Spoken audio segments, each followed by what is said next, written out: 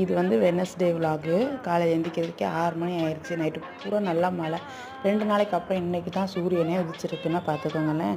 எந்திரிச்சு வாக்கிங் நடக்கலாம்னு சொல்லி நடந்துகிட்ருந்தேன். இன்றைக்கி வந்து எனக்கு வந்து அமாவாசைன்னு தெரியாது. அது தெரியாமல் நான் வந்து கோலத்தையும் போட்டுட்டேன். பொறுமையாக இருந்து வேற போட்டேன். அதை அழிக்கிறதுக்கும் மனசு இல்லாமல் அப்படியே விட்டுட்டேன்.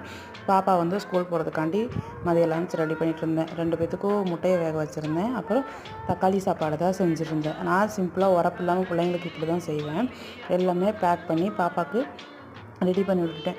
அவளும் அவசர அவசரமாக கிளம்பி போயிட்டு வரேம்மா அப்படின்னு சொல்லிட்டு கிளம்பிட்டான். போய் ஸ்கூலில் போய் விட்டால் ஸ்கூல் லீவுன்னு சொல்லிட்டாங்க நைட்டு மழைனால.